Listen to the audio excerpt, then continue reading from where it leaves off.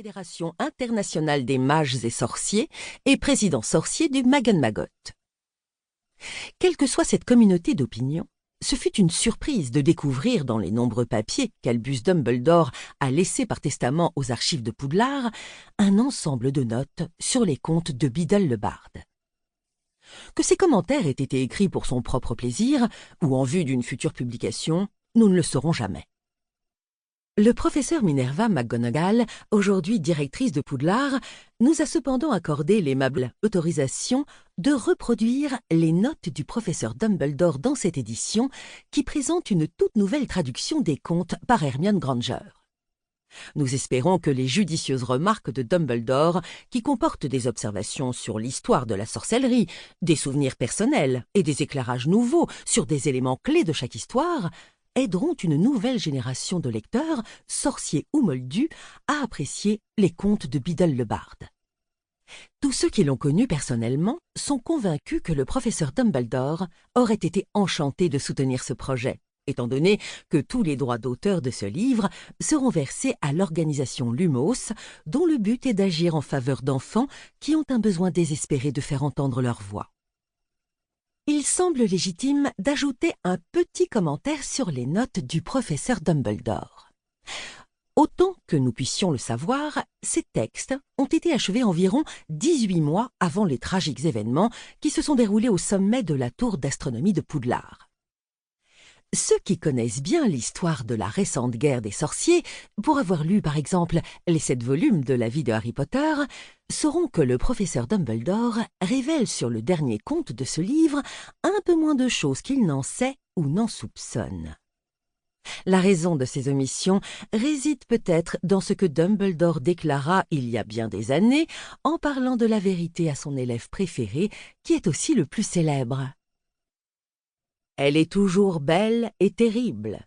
C'est pourquoi il faut l'aborder avec beaucoup de précaution. Que nous soyons ou non d'accord avec lui, peut-être pourrons-nous excuser le professeur Dumbledore d'avoir voulu protéger de futurs lecteurs des tentations auxquelles il fut lui-même en proie et pour lesquelles il dut payer un prix si terrible. J.K. Rowling, 2008. Une note sur les notes de bas de page. Le professeur Dumbledore semble avoir écrit ses commentaires pour un public de sorciers.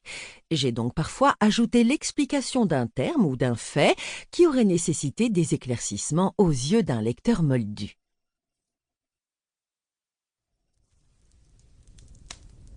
Le sorcier et la marmite sauteuse. Il était une fois un vieux sorcier bienveillant qui utilisait sa magie avec sagesse et générosité pour le plus grand profit de ses voisins. Plutôt que de révéler la véritable source de ses pouvoirs, il prétendait que ses potions, charmes et antidotes jaillissaient telles quelles de son petit chaudron qu'il appelait sa marmite de chance. À des kilomètres à la ronde, les gens venaient le voir pour lui exposer leurs ennuis, et le sorcier était ravi d'y porter remède en remuant quelque chose dans sa marmite. Ce sorcier bien-aimé vécut jusqu'à un fort bel âge. Puis il mourut, laissant tout ce qu'il possédait à son fils unique. Ce fils était dans une disposition d'esprit bien différente de celle de son aimable père.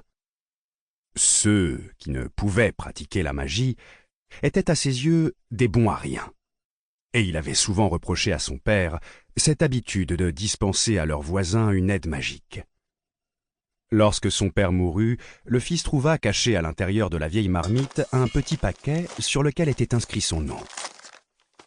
Il l'ouvrit, espérant y découvrir de l'or, mais il ne contenait qu'une pantoufle, douce et épaisse, beaucoup trop petite pour qu'il puisse la porter. Il n'y avait même pas la paire. Glissé dans la pantoufle, un fragment de parchemin portait ces mots. Avec l'espoir le plus cher, mon fils, que tu n'en auras jamais besoin. Le fils maudit la sénilité qui avait ramolli l'esprit de son père et jeta la pantoufle dans le chaudron où il l'avait trouvée, décidant que désormais, la marmite lui servirait de boîte à ordures. Cette nuit-là, une paysanne vint frapper à la porte. « Ma petite fille souffre d'une éruption de verrue. Pour continuer à écouter ce livre audio gratuitement, cliquez sur le lien dans la description et vous pourrez l'écouter en entier sans frais grâce à l'essai de 30 jours d'Audible.